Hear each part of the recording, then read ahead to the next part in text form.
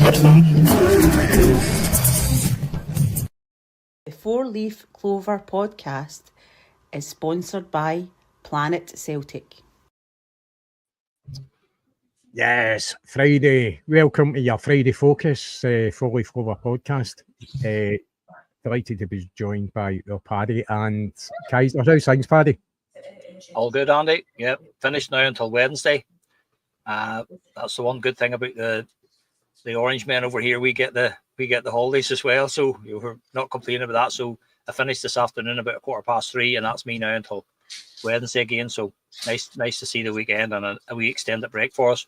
Aye, and the weather's meant to be nice. Well, it is nice and so it's meant to be nice. So go and lie out in the garden with your earphones in, mate, and have a fantastic time. Blistering here on the absolutely blistering this afternoon. It was 30 degrees when I was in the car coming home. Yeah. Just absolutely blistering here at the minute. So I don't know what I think it's to be very warm again tomorrow, but I'm not sure. I haven't looked at the forecast beyond that, but it's very warm here at the minute. Kaiser, how are you, mate? Aye, superb, my man. Hail and repentance in the chat there. I love it. Yeah, mate, living my best life. The sun came out today. Sun's out. Guns are out, as you know. In the back garden, I had the barbecue on, the hot tub open. I was jumping into that to cool down. I unplugged it the other day, see, because it was so cold for like a week. I unplugged it and I was sick of paying the electricity for it, mate. So I unplugged it and I was counting my blessings today that it's ice cold because I was in and out every 2 minutes, mate. But aye, living my best life. Everybody in chat, thank you for being here, legends. Remember and smash that like. Aye, I just want to quickly touch on something. This is something that's just come up in the comments before we actually went live.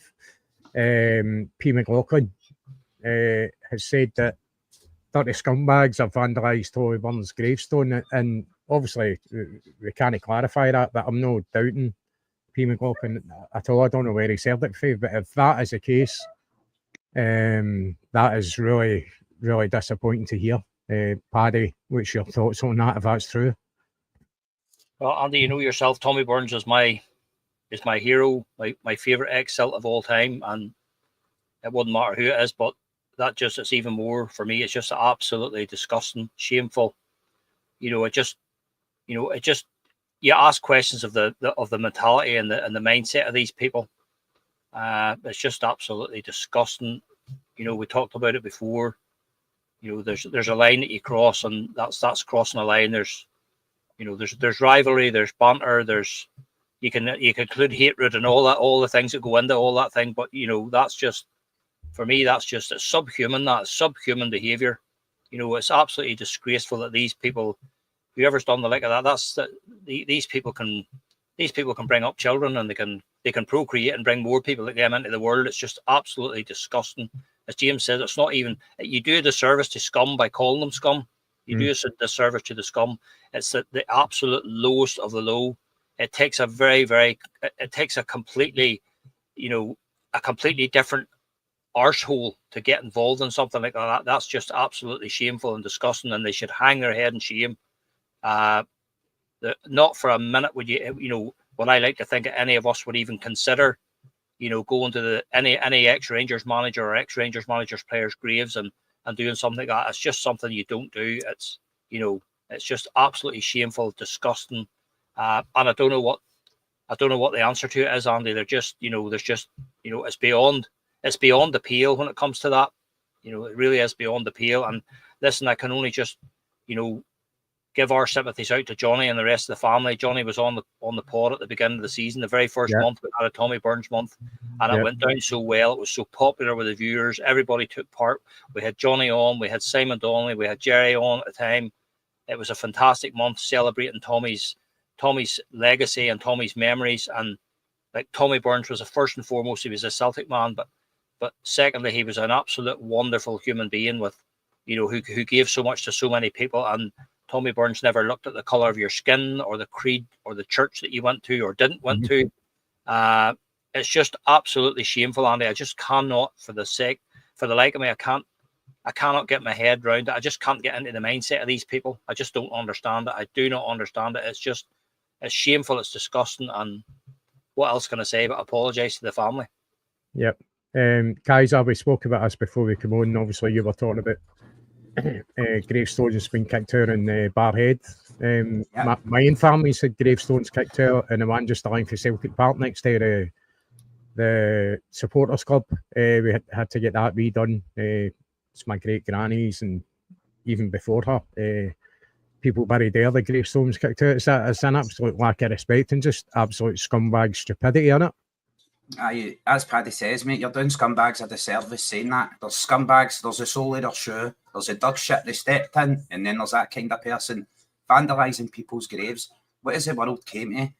I mean, come on, man. Have a bit of self-respect about yourself. You're not causing any harm. You're just like vandalising something that's there for the family. It's a tribute for the family. And Paddy says as well, just before we come in here, legends, that he'd been and he's visited Tommy Burns' grave. A very unassuming grave, a very humble grave for a magnificent man. But it's testament to Tommy Burns and what he was like in life. He wouldn't have wanted his family or the club or any expenditure on any sort of stuff like that. You know yourself, Andy, having to pay out for things like that and then having to pay it again. I've got a few family members in Barkhead Cemetery, and I've seen the pictures of the giant crucifix. There was like a 10-foot crucifix that they set on fire, and they smashed some gravestones and all that. And I know from personal experience exactly how much it costs to pay for those. Never mind to have them redone or repaired or fixed. It's utterly shambolic. Whoever it is who's done something like that needs to take a long, hard look at themselves. In honesty, right? In all honesty, that's when you hope the old Bill get a grip of them and they end up with a wee trip to Berlin and somebody puts one right in their chin for it, because there's a Celtic fan everywhere, and Tommy Burns is a very, very well-loved man. So for me, I hope amongst hopes, it's whoever it was gets singled down for it, gets caught out, and then gets singled down in the big house, and not exactly... Well, give him the shower treatment, you know what I mean? Take your liquid soap with you, my man, because you're going to need it. So I hope that's what happens, mate, because like karma's got a way of coming back round, innit? Karma's got a way of coming back round. My personal opinion on gravestones and things like that, I think they stand the test of time. They stand testament for hundreds of years. They can be there. I think it's like 100 years. You've got your plot, your family, then you need to renew it as well.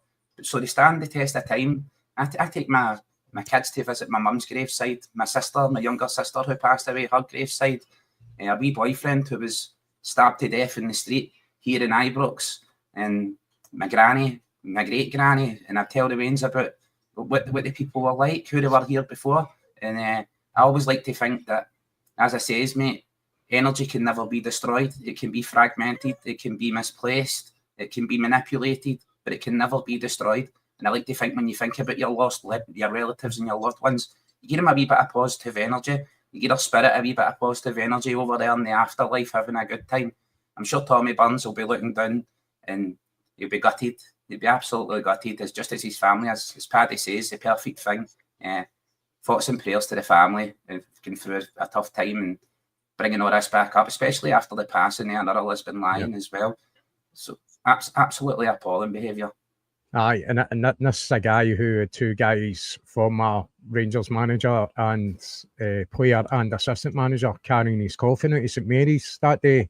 They were absolutely distraught. You know, a man that has bridged that divide, an absolute devout Catholic, went to mass every single day, and probably one of the biggest Celtic fans you'll ever meet in your life, who was lucky enough to play for the club, but out with the fact that he's a Celtic legend and what we think about him, and obviously apparently his wife's in there with him as well, God bless her, but it's just a total lack of respect to the whole situation. You know, somebody who's resting in peace and getting a gravestone kicked out. I hate seeing it. You see it in every cemetery, and you just want to get a hold of these fuckwits and just drag him about the place, you know, because it's absolutely sickening when you see things like that. So hearing that news is you question humanity at times.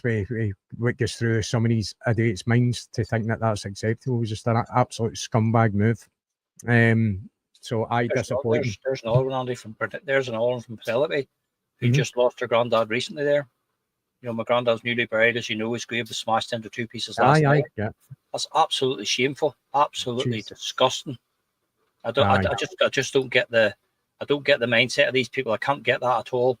Yeah. I just don't get it. As I say, it's beyond, it's subhuman behaviour. That, you know, that's going right back to right back to the beginning of time, caveman behaviour. Just absolutely shameful. Aye, disappointing. Listen, guys, we're going to move on for that. Obviously, very disappointing. But I'm going to start with a wee kind of quiz for you here. No cheating, okay? No looking in the comments. Promise me you won't do that, okay? No. I know it's tempting, but just don't do it, please. What I want you to do is, and what I'm going to do is, we're going to get the answers off you right away. So I'm going to come to one. So I'll come to you, Paddy, and then I'll come to you, Pizer. Pizer. I'll come to you, Kaiser. Aye, then I'll get back to Paddy and go in that order, okay? So what I want you to do is tell me Celtic starting lineup in the 2003 UEFA Cup final. What was the starting lineup, okay? So, probably an easy one to start you off with, Paddy. Who's your first name? I'm going to go for Robert Douglas. Rob Douglas. Correct. Who have you got, Kaiser? Bobo Baldi. Correct. Paddy? Johan Mjällby. Correct. Kaiser? I'm struggling. Henrik Larsson. I'm going to go for the obvious ones. Okay, correct. Paddy? Neil Lennon. Correct. Kaiser? Paul Lambert. Correct. Paddy? Didier Gaff. Correct. Kaiser? Chris Sutton. Correct. Paddy? Jos Valharan. Correct. Kaiser? Last one. Oh no, it's no two to go. Paddy's got me pumped here, mate. I've just drawn a blank. I can't think any more. Sorry, my Paddy, man. if you get we've got two left. I'm trying to look at what we've already done. Got a midfielder and somebody in the left. Jackie McNamara. Nope. Is he playing? No. So is it a midfielder on the left back? Danny start. Midfielder and a left winger. Sean Maloney. Nope. Aidan McGeady. Nope. Jeez, what? Just before his time, I think. Just before. Aye. Oh, I'm trying to think who that. Tomo, Alan Thompson. Correct. Shut up. Yes, one more. We're missing one more. Who are we missing? One more. Midfielder. Stan Petrov. Correct. Stan the man. Well done, guys. Absolutely. I had the midfielders in like a wee diamond here, and I was trying to think who may have been in there. Aye. The name of Kaiser there, mate. That's absolutely brain farted. I think that gets your brain working. Aye, to be honest with you, off the cuff like that, it's quite a difficult thing to actually think back. A memorable game, but obviously not a very good result. So you can almost get to think the players in your head, but actually getting it right for the starting lineup, it's quite a difficult thing. So I think he's actually done no bad there. But unfortunately, no prizes and no winners. It was just a wee game there. But just a good one. We should do more of those. Those are good. We should do more of them. They're very good. Aye, definitely. Unfortunately, Scotty's no here tonight. He spent time with his daughter, son in Spain, and our Jerry's absolutely raking it in when it comes to money. He's working all the time. He's absolutely loaded. So they'll be ways, I'd imagine, next week, maybe. They'll be back. I go on holiday tomorrow, so I will be missing. I will try and do my best to try and get on if I can, but if not, I'm sure that the machine continues to roll on. We had confirmation today that Nicholas Kuhn has joined Como. We knew it was happening, it just wasn't confirmed. A player who was with us for 2 seasons. The first season is very forgettable, let's put it that way, and it was put down to dental reasons. It had a fantastic start to last season there.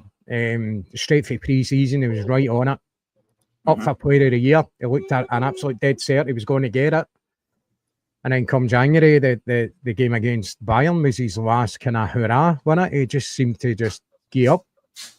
And as it turned out, we've now found out that that was him. He was wanting away. For a player that gave us half a season, we sold him for 16.5 million, bought him for 3. That's a very good profit on a player who's down tools and basically.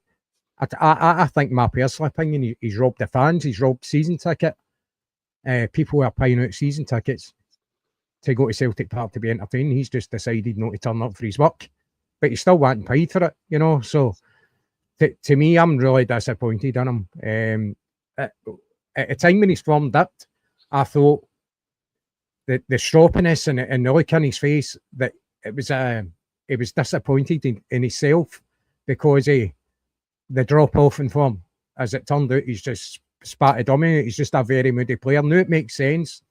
The past clubs he's been at and the reason why he hasn't made it at the clubs is pretty evident now. Why he's not made that. He's got a serious attitude problem, I think. Paddy, overall thoughts on Kuhn?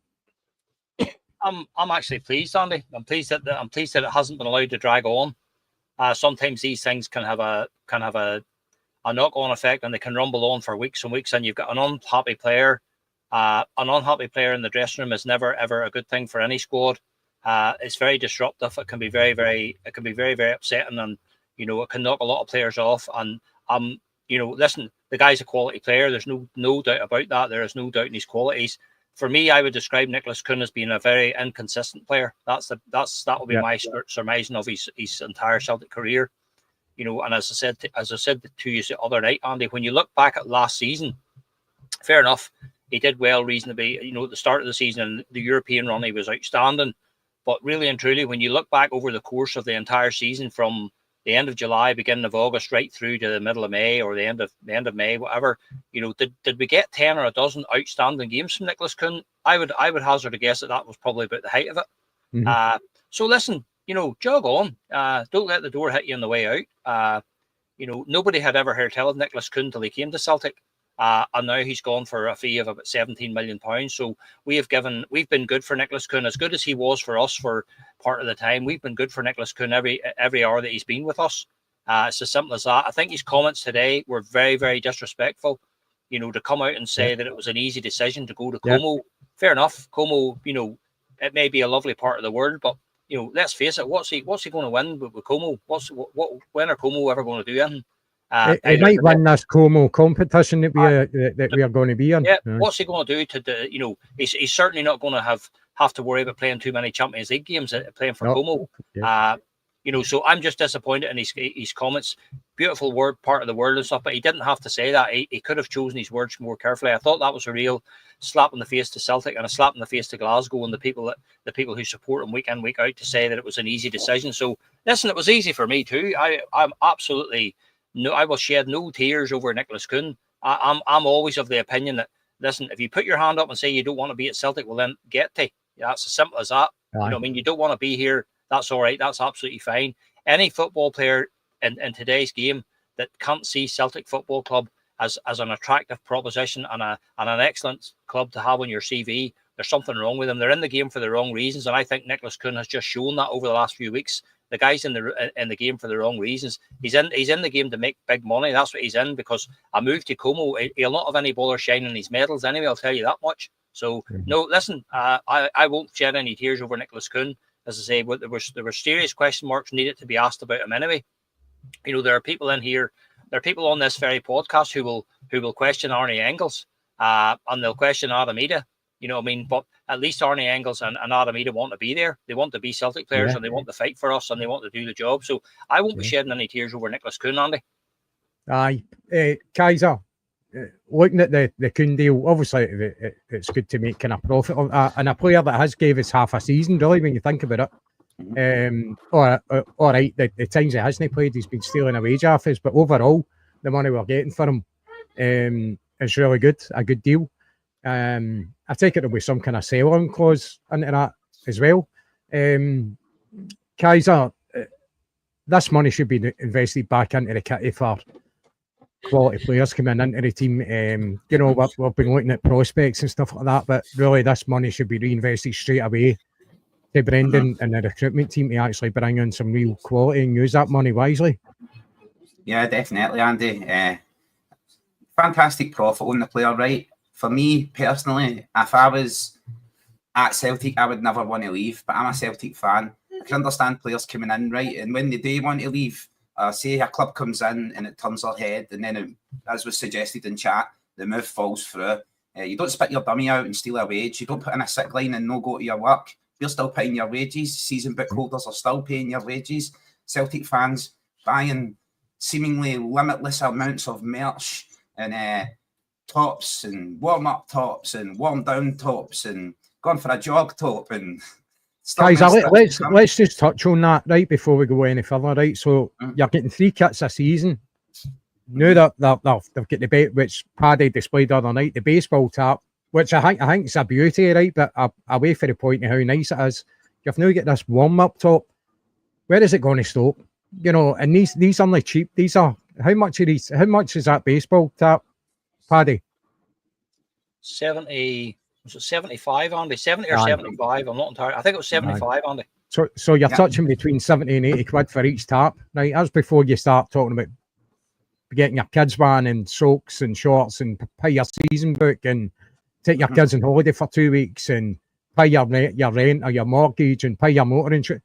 Do you know what I mean? It really gets beyond a joke. How much are Celtic treating fans like a cash machine and bringing the money in after them, but no reinvesting it? Certainly not to the levels that they're bringing it in. They are not investing on the park to the levels that they are bringing it in when it comes to Champions League money, but especially merch. We must be up there with the highest when it comes to spending on merch for their team. We've got to be up there because it's unbelievable. You see Celtic taps everywhere, every time, and it's every season now these taps are coming out. Everybody's got them. I've done it myself. It's so stupid. We're all complaining about it, but we all do it. But it's a serious point, you know. The fans are getting constantly fleeced, and I don't think we're seeing the same commitment when it comes to putting the quality on the park. I know it's not all down to how much you spend, right? I understand that, but it's quite clear what's going on when you look at transfers now that there isn't that quality coming in, because as much as you want to get a player for as cheap as you can get them, you know what you're getting when you spend top dollar. You're getting a top dollar player. We're just not seeing enough of it, aren't we? No? Yeah, well, you're spot on, Andy, right? There's 2 sides to it, I would say, right? We have just signed a 10-year deal with Adidas, and we were all stomping about and banging our feet and boasting about being a Adidas elite club. So there is the option, if you're going to be happy about that, then you need to take the rough with the smooth when it comes to Adidas. Nobody's twisting your arm and forcing you to buy every kit. And look, I'm just like other Celtic fans. I love to buy the merch. I love to fly the flag. I love to wear my top. At the end of the day, you sell a lot more tops when you've got a superstar's name in the back of it. See, when you go to the Celtic store and you're getting a Jota on the back of the top, or we bring in another big signing, another big money name, yeah, you sign a lot more tops that way as well. A lot more tops will be sold with prints on the back, advertising. You're 100% accurate, mate. They're fleecing us left, right and centre for cash. We're not as much complaining about being fleeced for cash, right, during a credit crunch and downturn and cost of living's up, price of food is up, gas and electricity's through the roof.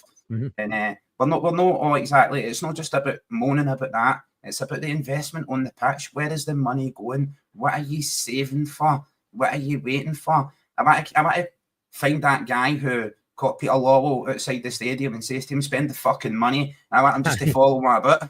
Just follow him about and just keep saying it to him. Everywhere he goes, just pop out a plant pot and be like, here, big Manjaro jabs. Spend the fucking money. Seen the weight Peter Lawwell lost as well. I had hinted that that's because he's been swimming in a vault of money, swimming in a vault of pound coins. So like Scrooge McDuck, you know what I mean? So we need to put that money on the park. We're looking for heroes here. Legends are born every day in paradise. So we're looking for, right, I understand Kieran Tierney's coming back, a personal favourite, a fan favourite. He's just like me and you. He's a Celtic fan too. Jota's there, but injured. And you're looking around the squad for other heroes, the likes of Callum McGregor, James Forrest. But You want the big names coming in. This money that's going out, at least the money, Andy, right? At least the money. If we're not going to take the money that we earned in the Champions League, and we're not going to take the money for the amount of strips that we sold last year, as well as dropping these new strips over and over again, if we're not going to invest that money in the squad, I want the money that we're getting through player transfers to come straight back into the team. I'm looking for Brendan to be equipped with that money. Like, right?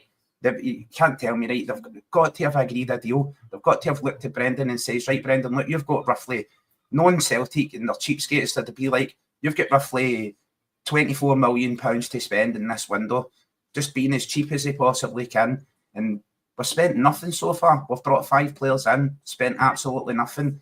We've got money coming in for Frimpong, a sell-on fee. We've got players who are going out the door. We're getting recouping money for Lagerbielke. Things like that, mate. There's money there. The money is there to be spent. If you're not going to redevelop the stadium, get that underground changing and parking facility and redevelop the main stand and stuff. If the board was going to do that, then I could understand. But we want to see it on the pitch. No longer am I willing to settle for basically engineered decline. Basically, the board engineering a lesser value of player and a lesser quality of player. So that this rotten mob across the road can keep in touch with us. It makes it look competitive domestically. We should be equipping for Europe.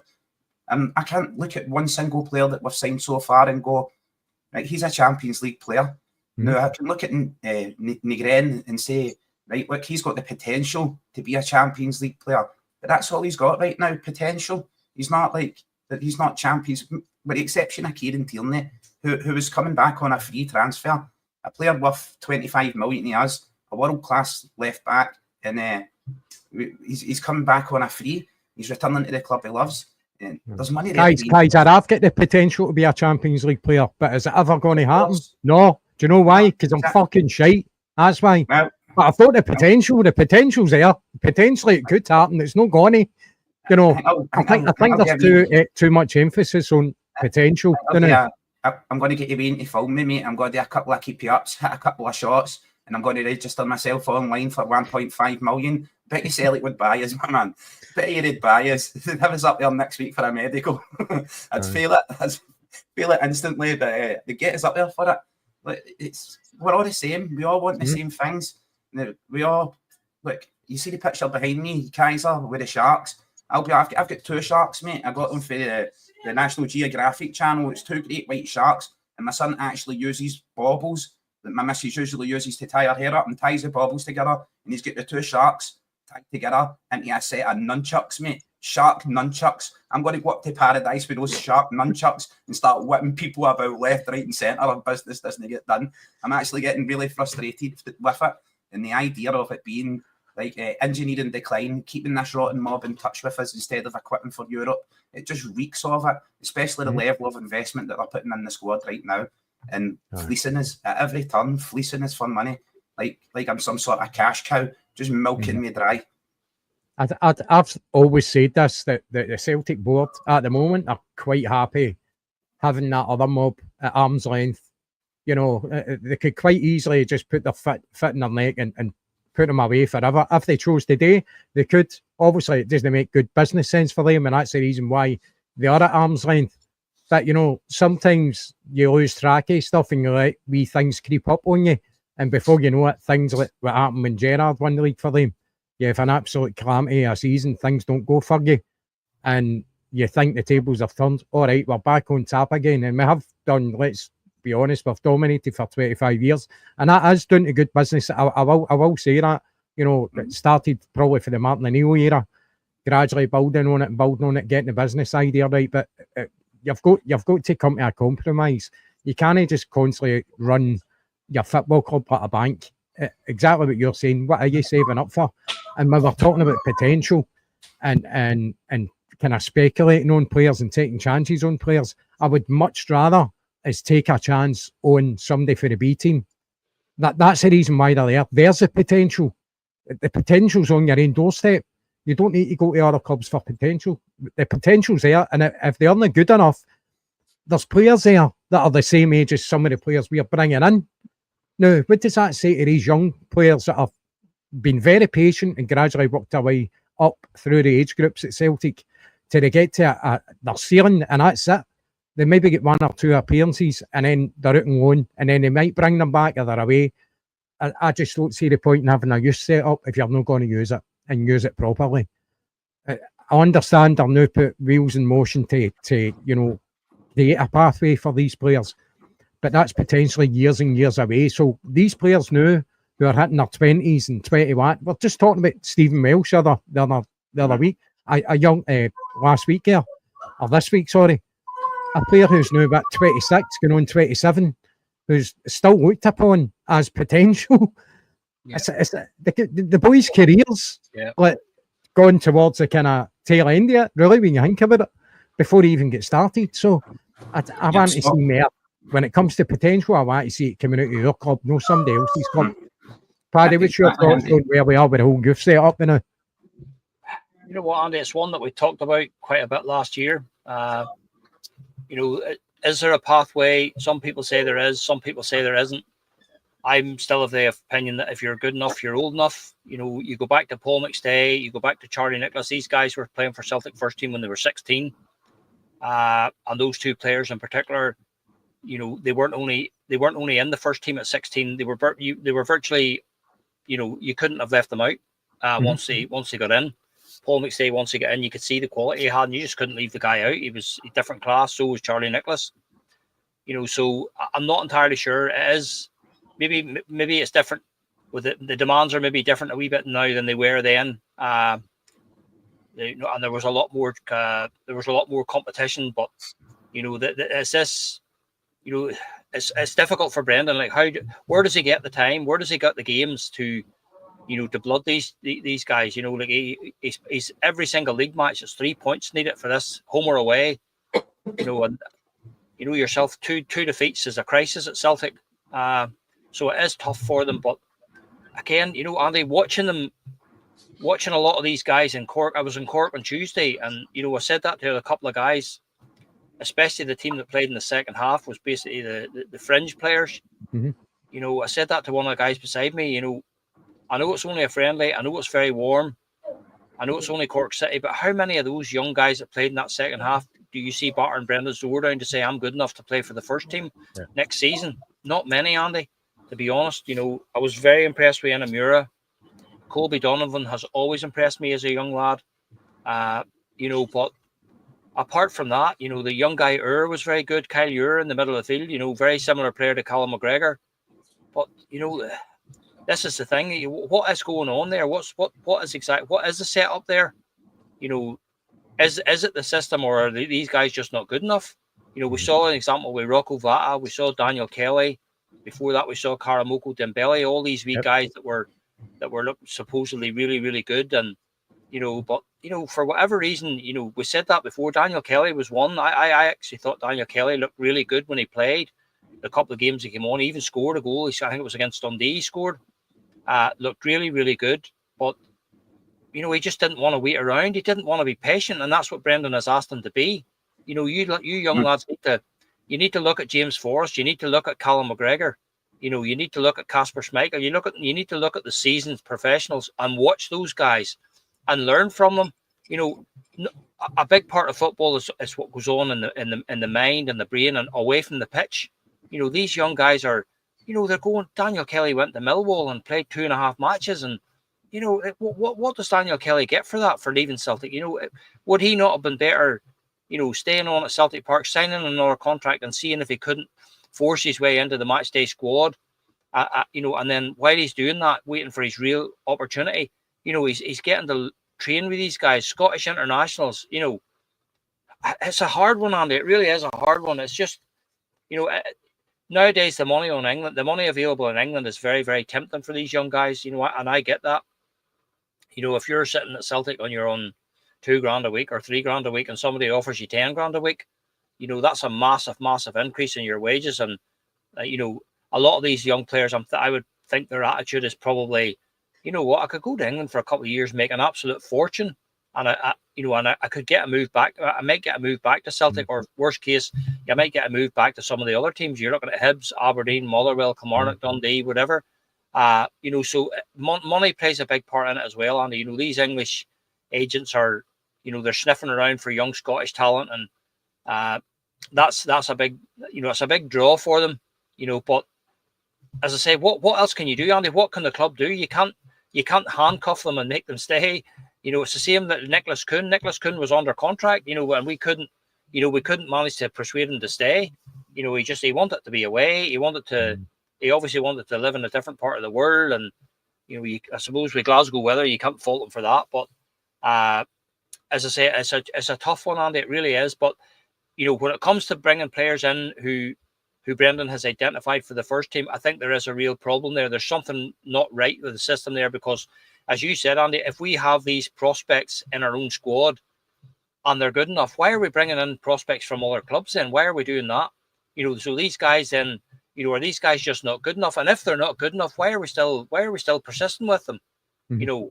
So it's a balancing act, and I get that, but again, everything has to go hand in hand. And we're at the stage where, if we want to take the next step to the next level and take ourselves into the, the next stratosphere of European football, you have got to bring in some experienced, proven players so that these younger prospect players can develop and learn from. It's as simple as that. And you have to keep regurgitating your squad. You can't keep relying on Callum McGregor to play 60 games a season, or Rio Hatate to play 50, 60 games a season, or you just can't do that. You need to be bringing quality players in that will A, give your other players a rest, and B, will help to drive them on. And I say then the young lads that are coming through, if you do bring one or two through from either from the development squad or from other clubs, at least then that they have experienced players to learn from and develop with. It's virtually impossible to see how we make any progress if we continue to just bring in these prospects. And that's what Celtic are at. That you can see the model. That's the model's there for everybody to see. You bring in these wee guys. I'll give you Nygren as an example. Not a young player, but there you are. Celtic have brought him in. We've spent about $1.5 million. The hope and the plan for Nygren will be we develop him over a couple of seasons, like similar to Matt O'Reilly. He turns out to be a cracking player. He contributes to the team. He contributes to winning trophies. He contributes to making progress in Europe. And 3 years down the line, we sell him for $25 million. And that's the business model. And as you said earlier, Andy, you can't knock them for that. That's been working. It is working in terms of the business. But for us as fans who put the money into the club and shell out the money on the merchandise and spend the money when we're there, we're asking, we would like to see a couple of more experienced heads in the team. You know what I mean? Again, as James just said there, Lennon Miller is a prime example in Scotland. Probably one of the best young talents in Scotland, and we're probably piddling about with Motherwell over $2 million. You know what I mean? The thing is, Paddy, I mean, James is saying that Lennon Miller should be in our Eurofranks. He was, and his dad took him out because he could see there was no pathway. No. So I actually agree, and I've said this in the past as well. If I had a son that was a good footballer, as much as I love Celtic, I wouldn't have him playing for Celtic because it wouldn't benefit his career. Yeah. So I can understand why Lee Miller has took his son out of Celtic and put him into Motherwell, because he's actually captained Motherwell, a very young man. Now you're talking about, for what I'm hearing, Celtic are linked again with him, talking about 4.5 million quid. Yeah. If he was still at Celtic, he wouldn't even be getting spoke about the now, because he'd maybe make a couple of appearances here and there. That's it. We wouldn't even know about Lennon Miller. Yeah. That's what they've got today. Go out elsewhere, and then we end up buying them back. It's just a crazy situation we're in. The other thing, Andy, that people maybe don't sort of take into consideration and realise is that these young lads are all different, and I've said it before. There's more to being a Celtic player than just being a tidy wee player and looking sharp and easy on the eye and stuff like that. There's an awful lot goes into being a Celtic player. You need to be of a certain mentality. You have to have that mentality. You need to watch what you do away from the pitch. So there's a lot goes into it. So I understand that the club look at that as well. They take that into consideration as well. I'm not for 1 minute suggesting that Lennon Miller is doing anything wrong or anything like that. But as I say, there is things that young players need to be. They need to be of a certain standard, and they need to have a certain mentality. Just because we see a game and a young lad sticks out like a sore thumb, you think, oh, we should sign that guy there, but it doesn't work like that. It doesn't work. I'll go back a few years ago. Like we saw the one example that I always use was Derek Riordan. If you remember Derek Riordan, what we brought in from Hibs, Yep. you know, Derek Riordan absolutely tormented the life out of both Celtic and Rangers in those big games. But you know what? When he came to Celtic, he looked like a player that, you know, he only had to get himself up for 4 or 5 games a season for Hibs, and that's exactly what he looked like. He just couldn't produce it week in, week out for Celtic. But when he was a Hibs player playing against Celtic with the TV cameras at Easter Road, the guy was absolutely outstanding. You know, and that's exactly what I'm trying to say. It doesn't necessarily follow that if they have a couple of good games that they're going to be able to transfer that into being a Celtic player. So I get that, you know, but you know, there are 1 or 2 guys there, and you know, you hit on it. Stephen Welsh is one, Andy. You know, like, you know, how long do you keep saying this is a young player? How long do you keep? You know, there are guys the same age as Stephen Welsh, and they've already had a 10-year career. Yeah. You know what I mean? So there's something needs to happen, Andy. There needs to be something happen there. We need to do something about it, because there's definitely I'm not saying there's no pathway, but there seems to be a disconnect between the B squad and getting into the first team. I'm not entirely sure. I've seen quite a bit of Colby Donovan. I don't understand why Colby Donovan doesn't get another run, doesn't get a wee run in the squad, in the matchday squad, a lot more than he does. He looks very, very promising. He's a cracking young player, you know. But again, you know, is he just going to turn into another Daniel Kelly, where he'll get to another year older and think, you know what, I need to move somewhere for the sake of my career. I need to be playing, you know. So it's a balancing act, and it's very, very difficult. And I'm glad I don't have the job. But you know, for me, there's definitely something we are not bringing through. We're not bringing through the number of young players that we did before in the past, and that we should do in the future. It's as simple as that. Yeah. I think that's it looks as if that's the only time you're going to see these young players that they're talking about is pre-season games. It seems to be like that every year, and then you don't see them again. Guys, I just touched on this comment. I just want to bring this up because I've seen it in a few places. You know, Celtic don't want to spend the money to the qualifying. It's been confirmed that they're into the group stages of the Champions League. It's almost a contradiction in a way, you know, that they don't want to spend the cash to qualify, but surely you need to give yourself the best chance possible to make sure that you're in, you know, that they seem unwilling or no brave enough to make that next step to almost rubber stamp our arrival in the Champions League in the group stages. And it could almost blow up in their face, and they're sitting with all this money in the bank. And that simply won't wash for the Celtic fans. If we fail to qualify and they've not put their hands in their pockets, and it's plentiful, the cash that is there and available to the club to get to the chat, there is no excuses. It's not going to sit well with the fans if this doesn't happen, is it? Not 100% right. It's we're not going to spend the money until after we've qualified. Well, you're going to spend the money to guarantee that qualification and guarantee the money that you got last year. You're spending last year's money for that qualification, and that was automatic qualification. So they shouldn't be dragging their feet on it. Yep. And look, the problems I speak about all the time when it comes to the youth system, the youth development, for me, there's several solutions to it. Celtic should be establishing the Celtic group.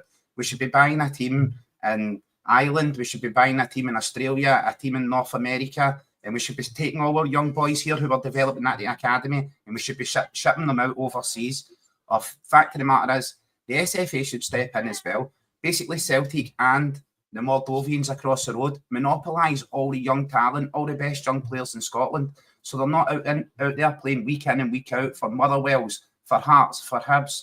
So like if the SFA says, right, youth development at Celtic and Rangers is getting scrapped, it's completely scrapped.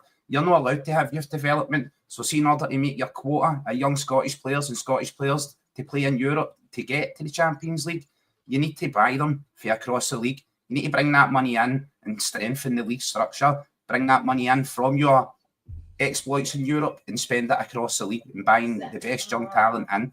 There's lots of young players at Celtic, as Paddy highlighted there, who could go out, they could be out and playing week in, week out for Hibs, Hearts, Motherwell, Dundee, you name it, mate. They could be out there week in, week out and gaining that footballing knowledge, the ring craft and experience.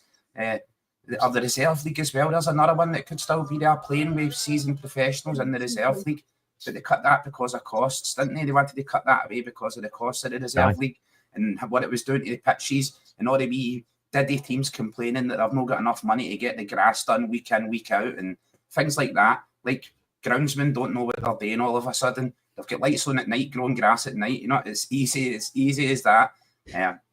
For me, mate, it's a very, very silly situation, and the Celtic board are walking the tightrope. If that's their mentality, if that's the way they're looking at it, that's a very wrong mentality to have. And I'm not going to be the guy that says, look, I hope it blows up in their face, because I always hope we qualify for the Champions League. I never want to see Celtic fail at anything. Some people would go, well, there's benefits to that. You get a Europa League run. Maybe that's more our level. We could win that and stuff like that. I hear people accepting that lesser already. Not for me, mate. Not for me at all. We should be building signings along the lines of Arne Engels. 10 million investment. There's already clubs coming in and looking at Engels and touted for 20 million. He's already worth 10 million more than when we signed him, and fans are still moaning about it. You know what I mean, mate? It's the board need to invest the cash. It needs to go into the pitch. It's just simple as that. We need at least 4 or 5 big names coming in, at least 10 million, between 10 and 15 million each. Now, if they went and done business like that, guaranteed our qualification into the Champions League. Not only guaranteed it, but we qualified in a bit of style and went marching in there with a bit of a reputation. Teams would be fearful of Celtic. Definitely at home as well. Celtic can claim any scalp in world football at Paradise. Especially the way it's set up now, Kaiser, with you know, the way that the group stages are set up, that certainly to your advantage, I would imagine. You're getting more games, and it looks as if you're getting a better opportunity at progression beyond that, you know, depending on and another thing, Andy, as well, right, mate? See any of these young players, Donovan, any of these young players play for Celtic in the Champions League. Say they get brought on and they play in the Champions League. They are now a player with Champions League experience. So their value goes through the roof. You're printing money. You're literally printing money. You're taking in our own players developed at our own youth academy. And they're going to be right now for development fees. So every player you see leaving the club, right, and going down south, primarily they're doing it for the wages. And Celtic are getting a development fee for them. So what's that, like 250 grand, 300 grand? And that's probably enough to run the academy for another full year. But it's fruitless years. We're just using it. We're not utilised correctly. We're not developing the players correctly. And the worst thing is, mate, they can't get the experience. No wonder Lennon Miller's dad made a very intelligent move at taking his son out of the Celtic academy and taking him to Motherwell, where he was going to feature for them week in and week out, because they could recognise his talent and give him a chance. Even at the age of 17, 18 years old, if you're good enough, you're old enough, you should be in the squad. Maybe not exactly at Celtic unless you're a completely world-beating, outstanding talent at that age, but you can certainly develop by the time you're 21 and coming back into Celtic. Celtic should be looking at the B team as well and looking across the Premiership and looking at how many of these young players we can loan them out every year, get them experience, send them out to other countries, loan them to as high a level as you can possibly get them to with the most game time they're going to get. So that's what you look at. You go, right, we could get you to the Division, we could get you to the French Premiership, but you're only going to feature in 5 or 7 games in an entire season. But you're going to be training in high quality training facilities and high quality players. Or we can go one division down and you're going to play week in, week out. And that's where we're equipping from. That's the divisions that we're equipping from right now. We're buying players from the Dutch league and things like that. And we should be sending all of our boys over there, 100%. And it's not just about your ability on the pitch, as Paddy says. It's about your mentality off the pitch as well. Staying away from social media, staying away from the vices in life, drinking, drugs and gambling and women. You know, you need to stay away from all the vices in life. Not so much the women, but the other things, as a young professional, you need to try and keep away from them. And social media as well seems to be the biggest one. They all want that sports car on the driveway. They all want to be saying, I'm a professional football player. Look at me living the life. They want to be tweeting about it, posting Instagram pictures of their designer puppies and sports cars and a lavish lifestyle. But that's another one right there. Punch Meat Nugget spot on. What is the point of us playing in the Lowland League? When have we ever went and got a player from the Lowland League? If anybody can name one player who came through the Lowland League and came into our squad, I mean, unless it's our team that's playing there and we're giving them games in pre-season, it's absolute madness. For me, you're threatening these young players' prospects and careers for jobbers and cloggers, kicking them up in the air, because most of them are at the tail end of their career. It's just as simple as that. I just want to quickly touch on. Obviously, I mentioned Lennon Miller being linked to us again. Obviously, we spoke about Miovski again on Wednesday. He's still being heavily linked with Celtic.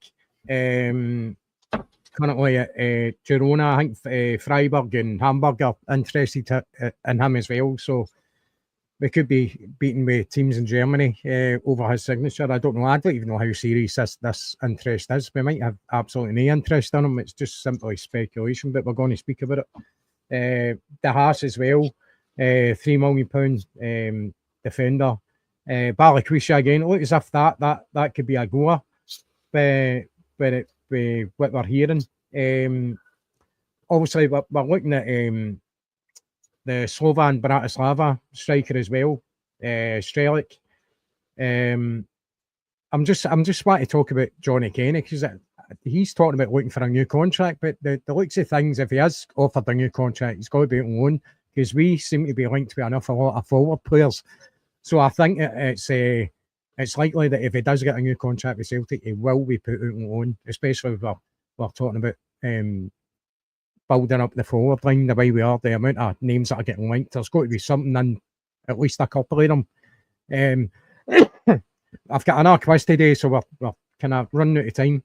I just want to touch on the game.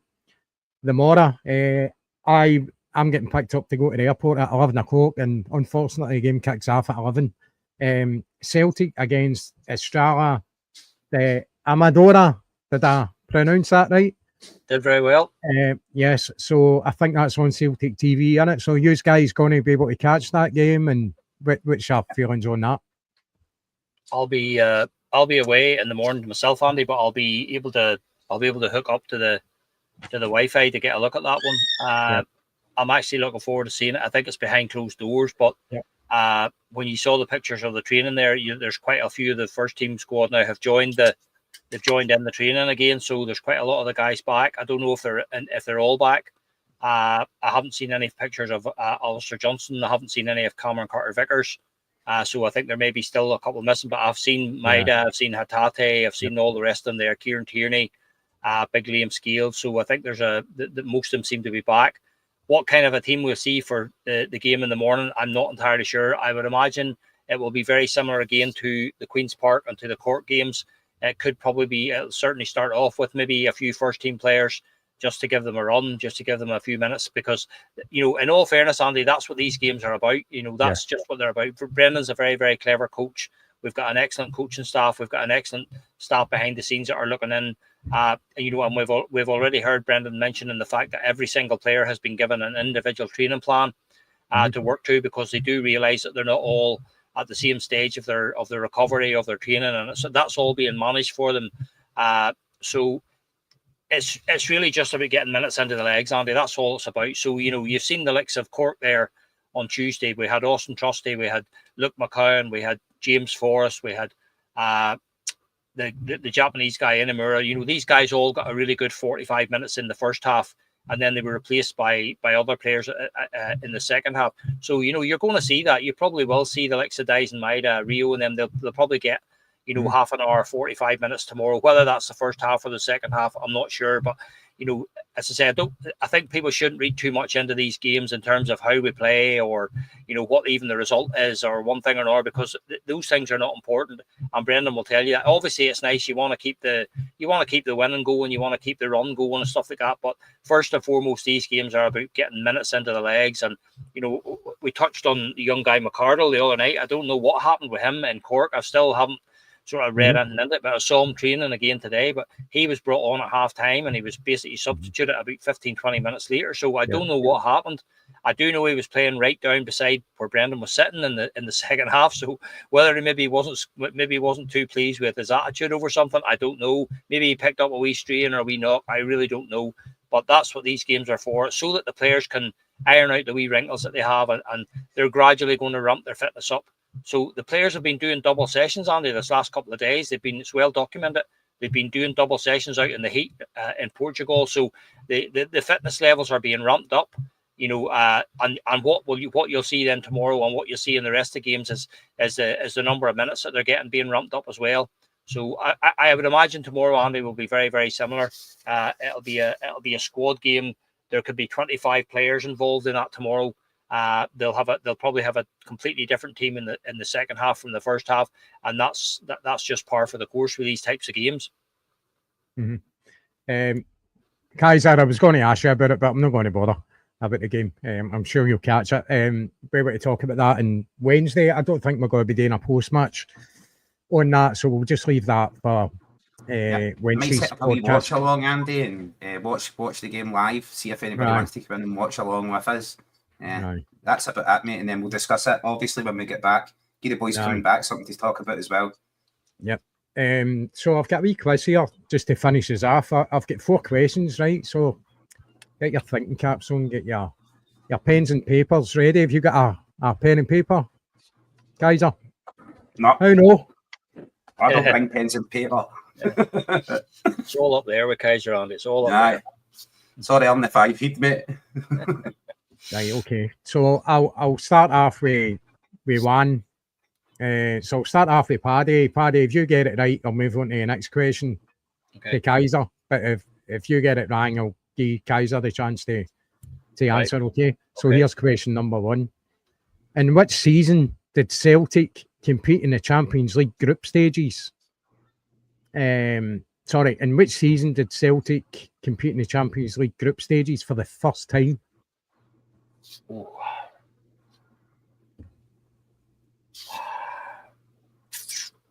That's a tough one, Andy. I know which one. I know what it was, but I'm not just entirely sure of the year.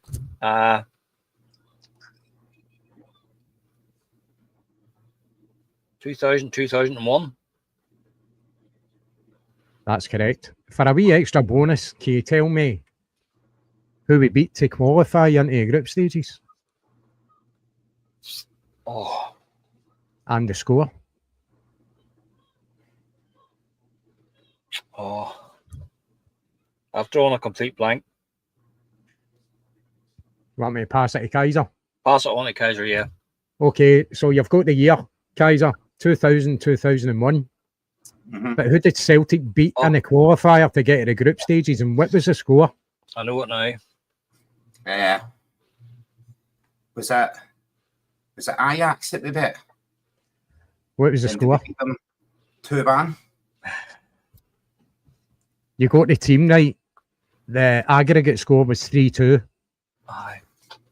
And if you remember, I got earlier, absolutely tore them to shreds. Yeah. Mm-hmm. Bobby Petter too. Bobby Petter as well. Aye. Yeah, Bobby Petter. I'll give you half a point for that, right, Kaiser? I'll take that half point, mate. Yes. Okay, Kaiser, your question. Question number 2. Which English manager sold Olivier Tebele to Celtic, then in 2002, bottom back from Celtic? Which English manager sold Olivier Tebele to Celtic, then in 2002, bottom back from Celtic? No got a clue, my man. That's a Paddy question now. And you pass it on this to one, Paddy. Yeah. An idea? Oliver Tebele. I'm going to take a stab at this. It's not a guess. It's it's an educated guess. I'm going to go for Steve Bruce. Correct. And who's the team that we bought him from and the team that we sold him to? Oh, did we buy him from Birmingham? No. We sold him to Birmingham. I knew Birmingham were involved in it somewhere. We bought him from Sheffield United. No, never would have got it. Yeah. Unlucky. No clue about that one. Unlucky. So that's you get 2. Kaiser's get half a point. Back to you, Paddy, with a question. Question number 3. Who finished top scorer for Celtic in a group stage Champions League 2003-2004?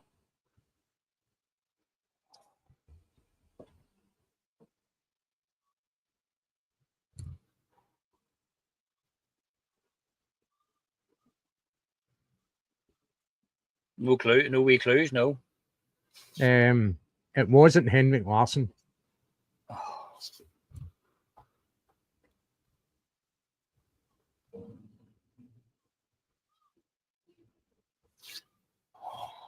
I'll give you a clue with the amount of goals if you want.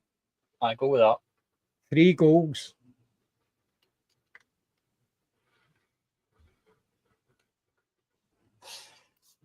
I'll go with Alan Thompson. That is incorrect. Kaiser, you have the opportunity here to give me the correct answer. Who finished top scorer for Celtic in the group stages Champions League 2003 to 2004? Yeah, I'm going to go for Big Chris Sutton because you says it wasn't Henrik Larsson, so go for his striking partner. That is correct. Well done. That's correct. So Kaiser is on 1.5 points and Paddy is on 1. That's bad. Here is a fourth and final question. It's yours, Kaiser. Yours to lose, mate. Yes. What Celtic player and former captain and Scotland and international player's dad is Jamaican? Oh. Yeah. I know this. Come to me. Come to me. Come to me. What Celtic player and former captain and Scotland international's dad is Jamaican? Come to me. Come to me. It's Paddy's, mate. Go, you got it, Paddy, mate. I'm Paddy, it's your chance to answer the question. I'm going to go for big feed the bear, Roy Aiken. Correct. It is Roy Aiken because his dad is called Jim. Jamaican. Woo! Well done, Paddy. Scumbag. Well done. Some people in the comments got that correct as well. Sorry for not putting your comments up for the other answers as well. I apologise for that. But Big Roy, other people have heard that as well. So, just a wee bit of fun at the end there. Well, it's very good. Thank you very much for that. Drop a like for that one for Andy's parter trips. The check's in the post, Andy. Aye. The check is right, that's us. Paddy, you bet me by. That's us just over an hour. So we're going to call it a night. There's not a lot of content going on now, so we're just kind of rolling with it. But thanks very much for joining us, and everybody in the chat. Thanks for your support and your views. And there's Scotty's daughter. There's Paige. We got to say hello to Paige. Hi, Paige. Hi, Paige. Legend. Hope you're looking after your dad, cooking his dinner and stuff like that, and making sure he's all right. We're not getting any more of the Life's Terrible pictures, and it's Scotty's legs on the beach and that. So must be doing something right. And his Del Boy swimming pants. Aye. They're bad boys. Aye. Okay, so we'll be back on Wednesday. So enjoy the game tomorrow, folks. Yep. I'm going to be in Rhodes. Taking it easy, lying back. And enjoy your holiday. Make sure you enjoy your holiday. Yep, enjoy your result. Yeah, I've been looking forward to it. Just glad to get away from work for 2 weeks, to be honest with you. So, but the sunshine obviously helps. Again, thanks guys for joining us. Absolute quality, and everybody else in the chat. Thanks again for your support and your contribution as well. See you soon. Take care. You guys. You will. Someday you will find